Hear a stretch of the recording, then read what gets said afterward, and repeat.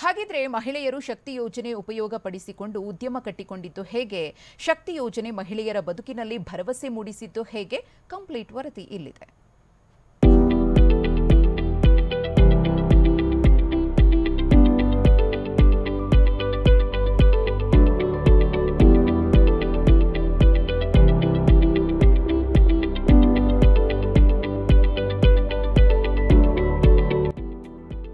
ಒಬ್ಬರಿಂದ ಹೋಳಿಗೆ ತಯಾರಿ, ಮತ್ತೊಬ್ಬರಿಂದ ಪ್ಯಾಕಿಂಗ್. ಸಾವಯವ ದವಸ ಧಾನ್ಯಗಳಿಂದ ರೆಡಿಯಾಗಿರೋ ಖಾದ್ಯಗಳು ಕಟ್ಟಿಗೆ ಒಲೆಯಲ್ಲೇ ಬೇಯ್ತಾ ಇವೆ. ವಿಜಯಪುರದಲ್ಲಿ ತಯಾರಾಗ್ತಿರೋ ಇದೇ ಆಹಾರ ಪದಾರ್ಥಗಳು ಬೆಂಗಳೂರಿನ ಶಾಪ್ಗಳನ್ನ ಸೇರಿ ಮಹಿಳೆಯರಿಗೆ ಲಾಭ ತಂದುಕೊಡ್ತಿವೆ. ಇದೇ ಲಾಭದ ಉದ್ಯಮಕ್ಕೆ ಸರ್ಕಾರದ ಶಕ್ತಿ ಯೋಜನೆ ಸೇತುವೆಯಾಗಿದೆ.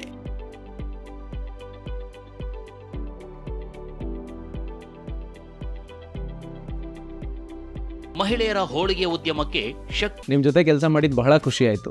ನೀವೇ ಬೆಸ್ಟ್ ಬಾಸ್. ಇಷ್ಟು ಮ್ಯಾನೇಜರ್ ಆಗಿದ್ದೆ, ಇನ್ ಮುಂದೆ ಬಾಸ್ ಆಗ್ತೀನಿ. ಹೇಗೆ? Boss Vala B the boss. ಸೇತುವೆ, ಉಚಿತ ಪ್ರಯಾಣದ ಸದ್ಬಳಕೆ, ಲಕ್ಷ ಲಕ್ಷ ಲಾಭ.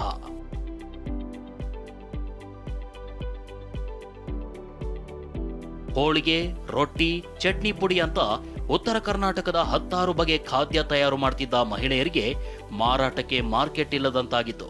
ಹೀಗೆ ಸಂಕಷ್ಟದಲ್ಲಿದ್ದ ಮಹಿಳೆಯರಿಗೆ ನೆರವಾಗಿದ್ದೆ ಶಕ್ತಿ ಯೋಜನೆ.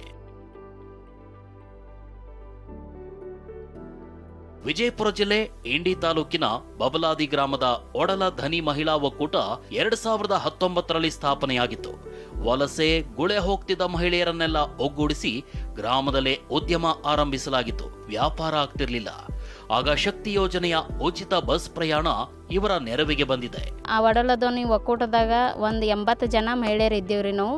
ಅದು ವಲಸೆ ಮಹಿಳೆಯರಿ. ಅಲ್ಲಿ ಅದರಾಗ ಒಂದು 20 ಜನ ಮಹಿಳೆಯರು ಕೃಷಿ ಮಹಿಳೆಯರು.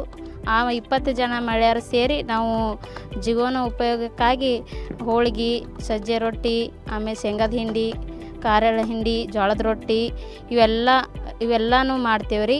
ಇವೆಲ್ಲ ಮಾಡಿ ಉಚಿತ ಬಸ್ ಬೆಂಗಳೂರು ಬಸ್ಸಿಗೆ ಹೋಗ್ತೇವ್ರಿ. ಅಲ್ಲಿ ಮಾರಾಟ ಮಾಡ್ತೇವ್ರಿ. ಭಾಳ ಅನುಕೂಲ ಆಗ್ಯದ್ರಿ ನಮ್ಗೆ ಹೋಗಿ ಬರ್ಲಾಕ್ರಿ.